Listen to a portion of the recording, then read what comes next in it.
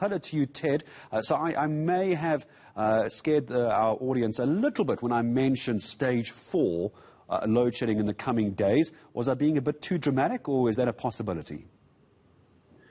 Stephen, I've now confirmed with a quick poll overnight countrywide, it's certainly more than level 2 load shedding. So I'm going to make a categorical statement that Eskom is lying to us again. And I don't make that lightly. I've done it before and I've been proven correct. On your show, not on your show, but on your station with Sally. And I'm confirming this morning that there is certainly more than level 2 load shedding countrywide. I've got reports from east, west, north and south. So yes, I think you're spot on, whether it's level 3 or 4 or 5. Some areas are according to level 6, according to the schedules. So it's licorice all sorts. It's licorice all sorts. I don't mean to laugh. I've never heard it described like that. Okay, so if it's a packet of licorice all sorts, Ted Blom, can we find one of the sweets that might not be so bitter that can help us through this? Is there anything Eskom can do in this all sorts packet and find something yummy that's useful for the country? Well, I think all we all can say is TGIF. Thank goodness it's Friday, because hopefully Eskom will have a chance to recover over the weekend. They told us already on Tuesday and Wednesday that they've run out of their additional reserves of diesel, and that's normal. It's on that basis that I went ahead and said I'm expecting level 4 load shedding, certainly from Wednesday evening. And despite Eskom not coming forth with the truth and the facts, it seems to me that that's indeed where we are. But unfortunately, I can't, because of the varying load shedding hours all over. I mean, some places are having more than 12 hours a day. Some places, most places are having it more than once a day. And Chanton yesterday was off for 5 hours in the afternoon. So, yes, I think we've got a problem, and it's a hang of a problem for business, because you can't pay people who come to work and sit and can't produce. It's a major problem. Yeah. And I think it's time we really put our shoulder to the wheel and sort this out. Eskom must stop their nonsense, put their pride in their pockets, and call people in who can help them with the problem. I certainly have a team who can help with the problem, and we can probably relieve the issues by, we estimate, between 10 and 20%. But this is what I was going to ask you again now, Ted, and I know we've spoken about this before, about Eskom, and there does seem to be this opinion about Eskom that they don't want to bring in experts from outside. They're not wanting to re-look at how they can use expertise of former engineers that were let go all those years. They're being accused of not knowing what they're doing. I want to use the cliche. They're literally playing catch in the dark.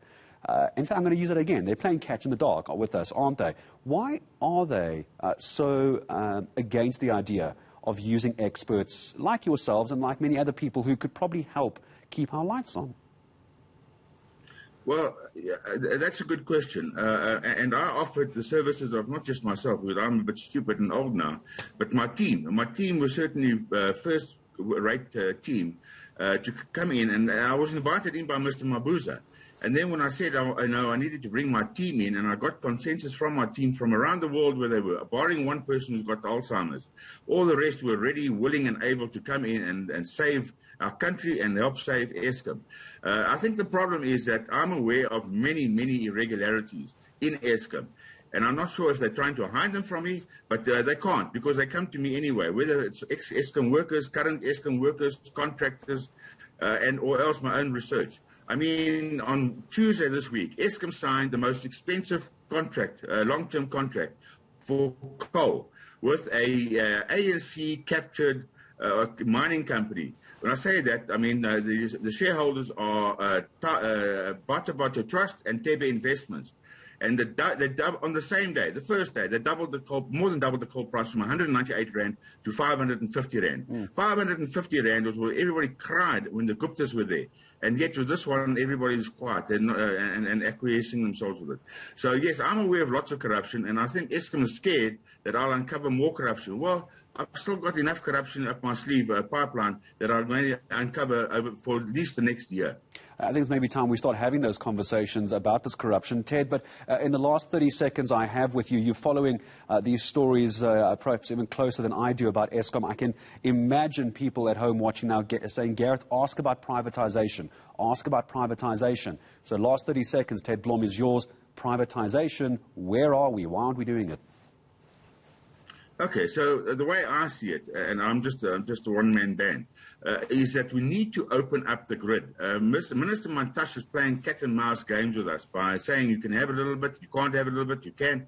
The fact of the matter is, if we don't open up the grid and allow people to generate their own electricity, especially the mining companies and the smelters who are reliant on the heavy industrial, proper electricity that's dispatchable, not this renewable toy-grade stuff.